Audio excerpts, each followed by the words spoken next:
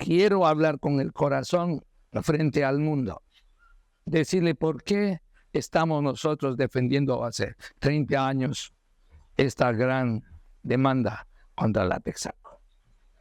Y todos aquellos ministros que han pasado no han entendido nunca con las nacionalidades. Y por lo tanto nosotros estamos defendiendo y estaremos al frente. No hay que confundir. Vengan, visiten a las comunidades, vean cómo está la situación económica, social, cultural de nuestras nacionalidades. La transnacional Texaco, hoy Chevron, operó en Ecuador entre 1964 y 1990. El Estado ecuatoriano concedió a la empresa 1.400.000 hectáreas de territorio sin consultar a los pueblos originarios. El primer pozo, Lago 1, fue perforado en 1967 en el territorio indígena Cofán. La compañía obligó a las comunidades presentes a abandonar su territorio. Originariamente, este territorio de la selva amazónica era llamado Amisacho, territorio de caña guadúa. Sin embargo, fue renombrado Lago Agrio de acuerdo con la traducción del nombre del primer pozo de la Texaco en Estados Unidos, Sugar Lake, para referirse a la gran cantidad de petróleo encontrado en el subsuelo. Durante 26 años de operaciones, Chevron Texaco construyó por lo menos 880 fosas, donde depositó los desechos tóxicos, vertió 60.000 millones de litros de agua tóxica en los ríos, esteros y lagunas de la selva tropical.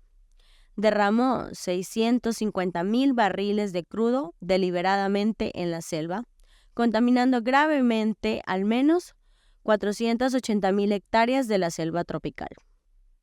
Además de los cofanes, estos eran territorios ancestrales de los pueblos Yecopae, Siona y Guarani.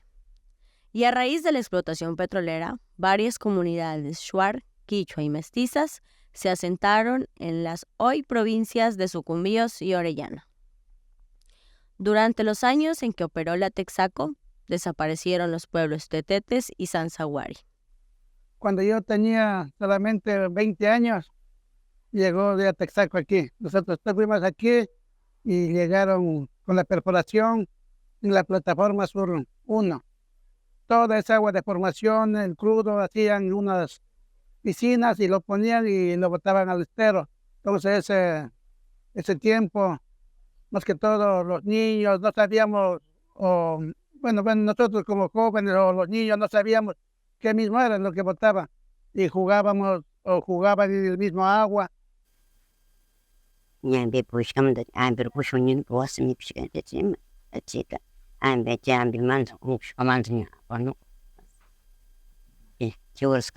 Está con negro, solo petróleo, está con carreteras.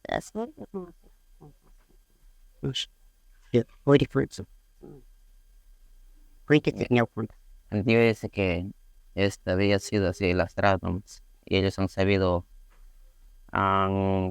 regar bastante petróleo por la vía para que no se dañe la vía. Han sabido regarse, o sea, el petróleo han sabido poner en la vía para que ellos hayan sabido caminar por ahí, dicen.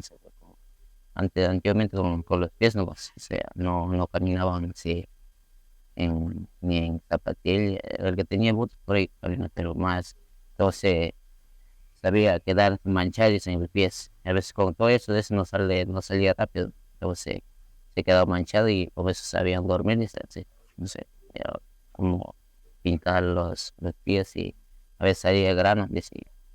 Pero vecinos salían a nivel de ganar, puro petróleo bañaba. No como dijeron que antes era bueno para todos los decían. Nadie debe saber contaminar, pues morir para agua pura tomando. Y ahora no tenemos ni baño, ¿no?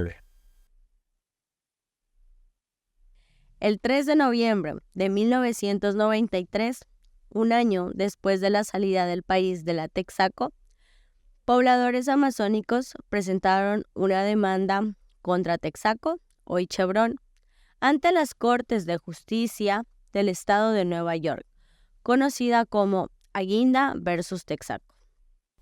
Con el 10, comenzamos con él, hablamos, vamos a cobrar esa contaminación. Y ahí comenzamos nosotros, donde no había quemor. Y hablamos ahí, pero con Luis Yance primero, era sí, y él está en nombre, hablamos y ahí comenzamos eso. Yo estaba jugando en el deporte, en la cancha, ahí llegó era como tipo a las 2 de la tarde. Y ya llegaron los señores y dijeron que necesitamos la firma de los demandantes. Y otros señores dijeron que no podemos firmar, porque esa compañía es muy grande. Después nos puede matar esa empresa a nosotros, nos puede caer, digamos. Y tenía miedo otro para firmar. Y yo le dije, no, yo sí voy a firmar. Me fui y firmé yo en ese documento. Ahí firmamos nosotros como 25, creo que éramos total. Durante 10 años, Chevron presionó a los jueces norteamericanos que el juicio sea tramitado ante la justicia ecuatoriana. Y el argumento de Texaco era que si había un daño, este era en Ecuador, no en Estados Unidos. ¿Sí? Que no era el foro conveniente las cortes norteamericanas. ¿Sí? Que los jueces norteamericanos no eran competentes para este trámite judicial, que debía ser acá en Ecuador, ¿no? Al final presentaron múltiples documentos, testimonios de abogados ecuatorianos, que decían que el sistema de justicia de Ecuador es perfecto, es idóneo y que es el mejor del mundo, y que la justicia aquí garantizaba perfectamente el derecho de Chevron o Texaco para someterse a un juicio de esta naturaleza, ¿no? En el año 2002, finalmente, los jueces de apelación del Estado de Nueva York ordenaron que el juicio se sustancie ante la justicia ecuatoriana. La compañía se comprometió frente a la Corte de Nueva York en respetar cualquier sentencia emitida por la justicia de Ecuador. Sin embargo, a lo largo del juicio, Texaco y el Estado ecuatoriano firmaron varios documentos para eludir las responsabilidades de la empresa. De esta manera, el 4 de mayo de 1995, Texaco firmó un contrato con el Ministerio de Energías y Minas del Ecuador y Petroecuador para la supuesta reparación de daños ambientales y su liberación de obligaciones posteriores. 3 años después, el 30 de septiembre de 1998, Texaco, el Ministerio de Energías y Minas y Petroecuador firmaron un acta final, la cual concluye el contrato para la ejecución de la reparación medioambiental.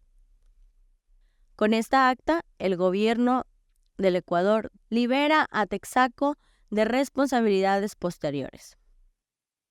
Además, en noviembre de 1997 entró en vigencia el Tratado Bilateral para la Promoción y Protección de Inversiones entre Ecuador y Estados Unidos, que deriva en la protección de inversiones económicas de empresas transnacionales estadounidenses por encima de la protección de los derechos humanos del pueblo ecuatoriano. En cumplimiento de la orden de los jueces de Nueva York, el 7 de mayo del 2003, se planteó la misma demanda ante la justicia ecuatoriana conocida como el caso Lago Agrio. Y luego empezó toda la etapa de inspecciones judiciales, que era verificar en el campo si efectivamente existía el daño de Chevron o no, ¿sí? Y fuimos demostrando, ¿no? O sea, en cada sitio, incluso en los que pedía Chevron que se inspecciones, demostrábamos la existencia de hidrocarburos, demostrábamos que Texaco nunca remedió el ambiente, que lo que hizo fue, si había una piscina de petróleo, que ustedes la han visto muchas veces ya, ponía tierra encima para que no sea visible nada más el petróleo, pero debajo quedó sepultado el petróleo. 10 años después, los demandantes ganaron el caso en Ecuador y la Texaco, ya adquirida por la empresa transnacional Chevron, fue condenada a pagar una multa de $9.500 millones en reparaciones ambientales y sociales. Chevron apeló la sentencia y denunció a los defensores de los demandantes de fraude y extorsión en los Estados Unidos.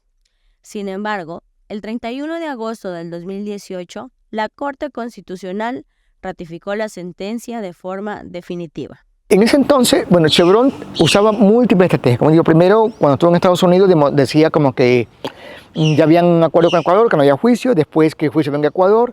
Cuando viene a Ecuador, otra vez su primer argumento fue decir que los jueces de Ecuador no eran competentes para este caso.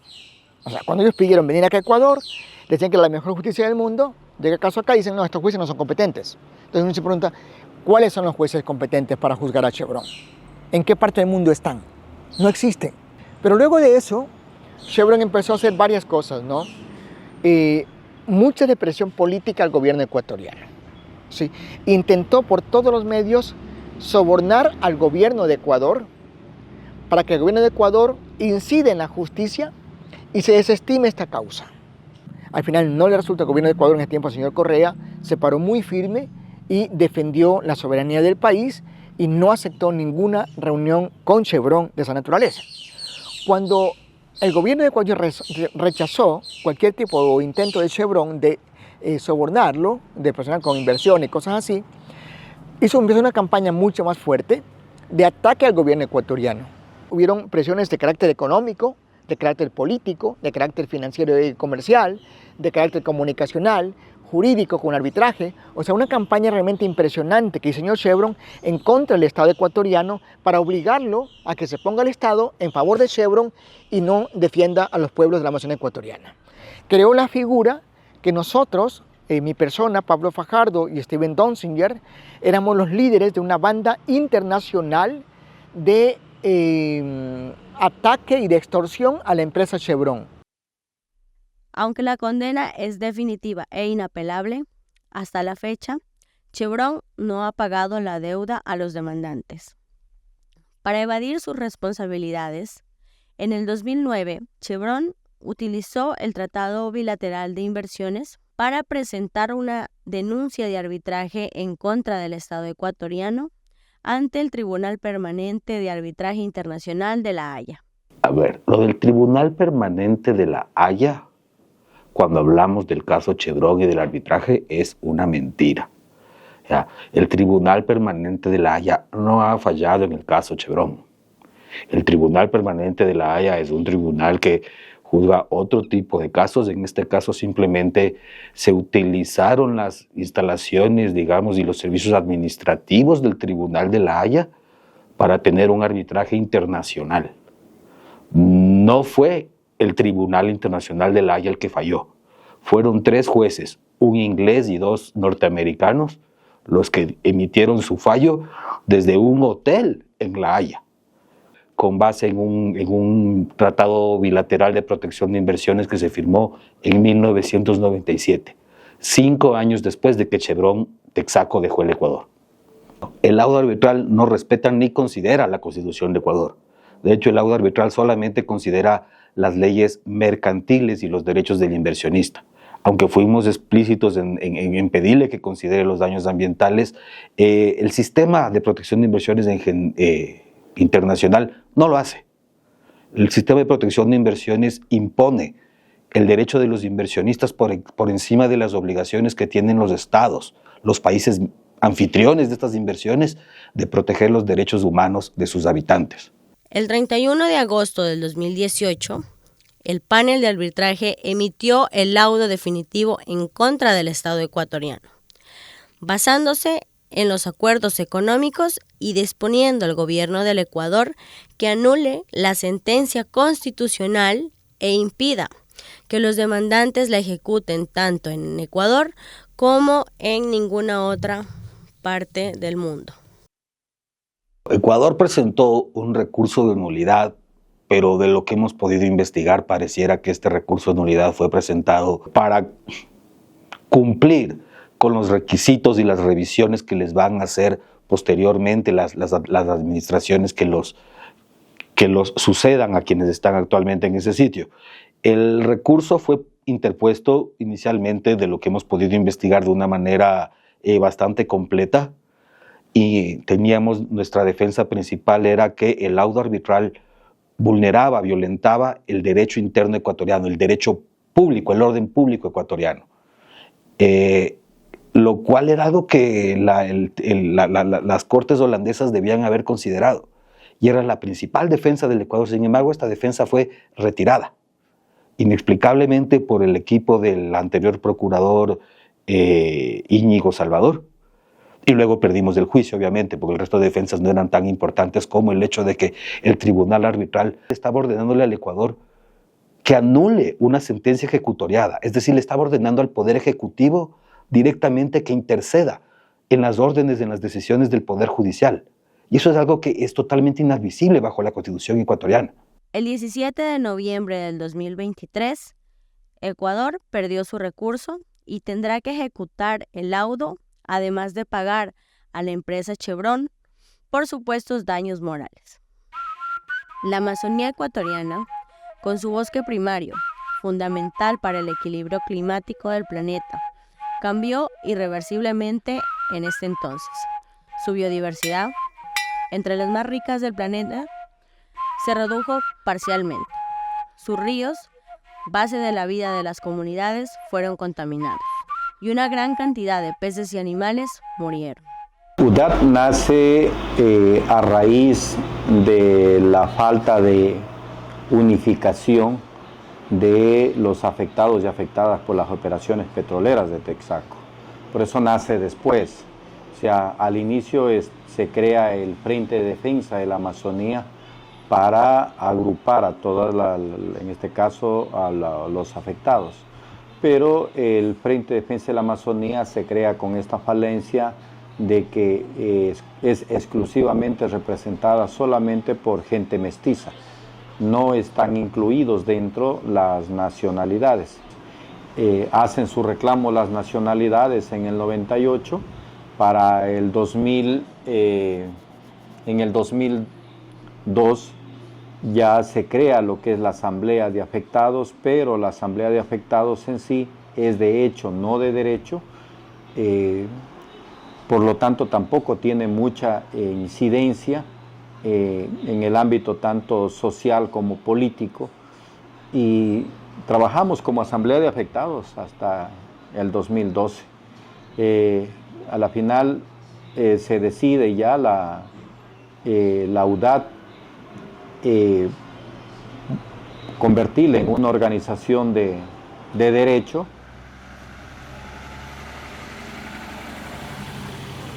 La exposición casi constante de estas personas a hidrocarburos cancerígenos afectó profundamente a su salud. Hoy, muchas personas siguen siendo afectadas por la presencia de hidrocarburos abandonados por la Chevron Texaco en la Amazonía. Mi nombre es Silvia Llanes, soy parte de la UDAT, del grupo del proyecto de salud, y lo que hacemos en el proyecto de salud es seguimiento a pacientes oncológicos. Crecí en la comunidad 12 de febrero, en la parroquia San Carlos, que ahora es denominada Zona Roja en cáncer. Nosotros consumimos por varios años el agua de los ríos contaminados.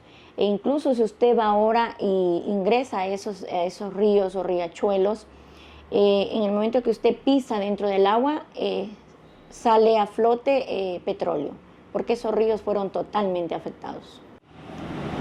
El impacto tan grave que dejó fue en varios de las personas que vivimos en las provincias, problemas dermatológicos, problemas respiratorios, y en muchos de los casos también, muchos casos de cáncer que hay ahora, ¿no? Es por el mismo tema que hemos venido viendo que se están dando más en mujeres. Entonces, más bien creo yo que este impacto, como fue ocasionado en el agua, creo que es por eso que hay más afectación en mujeres, porque siempre las mujeres somos las que tenemos más contactos para lavar, para cocinar, siempre estamos en contacto con el agua. En nivel general, tenemos 531 pacientes en las dos provincias. Entonces, el porcentaje de mujeres es del 76%. Entonces, es un porcentaje bastante alto del registro biprovincial que tenemos nosotros como UDAT. Pero decirles también que en este proceso hay muchos pacientes que fallecen y no logramos coger la información de estos pacientes porque ya fallecieron, porque es difícil también llegar a solicitar la información después de que una persona fallece.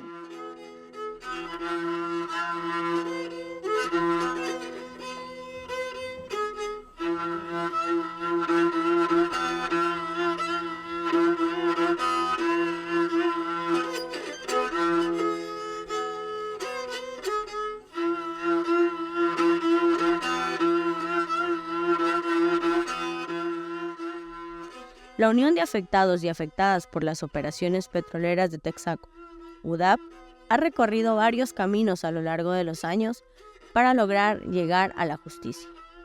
Presentó una petición frente a la Corte Interamericana de Derechos Humanos que aún espera ser tramitada. Además, intentó homologar el caso presentando 3 acciones de exequatur en Brasil, Argentina y Canadá. Chevron logró someter al gobierno de Ecuador a su servicio e intereses, tanto que el gobierno de Ecuador recurrió ante las Cortes de Justicia y a los gobiernos de estos 3 países para abogar en favor de Chevron. Por fin, desde el 2016, a través de una campaña global, junto a diversas organizaciones sociales y de derechos humanos de todo el mundo, participa en el esfuerzo internacional para que las Naciones Unidas emitan un tratado vinculante que permita terminar de forma definitiva las violaciones de los derechos humanos que las grandes transnacionales cometen, especialmente en los países del sur. Hoy, después de más de 30 años, habitantes del territorio afectado por parte de Chevron Texaco siguen exigiendo justicia.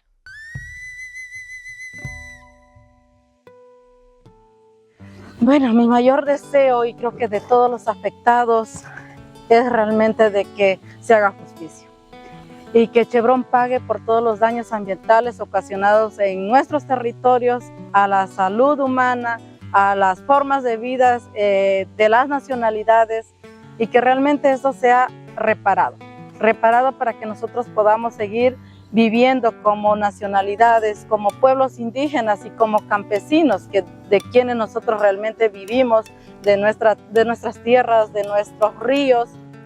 Como mujeres, más que todo, somos las que estamos involucrándonos más, porque consideramos que nosotros como madres debemos proteger el hábitat, el hogar de nuestros hijos y de la futura generación. Esta lucha es intergeneracional, en donde los jóvenes ahora deben involucrarse más. Llamo a la juventud que se vaya involucrando en esos procesos de defensa territorial, la lucha, y yo creo que de manera colectiva es cuando podemos lograr todo lo que nos propongamos.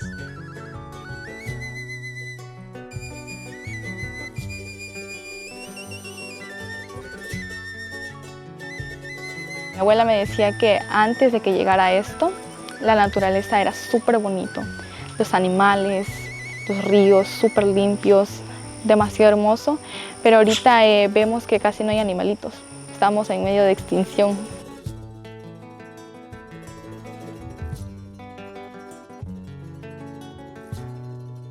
Mi deseo ante el juicio de Chevron es que las personas que aún estaban en ese entonces, en esa lucha, tengan esa oportunidad de decir que han triunfado, que han hecho justicia y de que puedan pagar todos los daños que han provocado. Han llegado a nuestro territorio sin una consulta a nosotros, ingresaron directamente y eso no debía ser.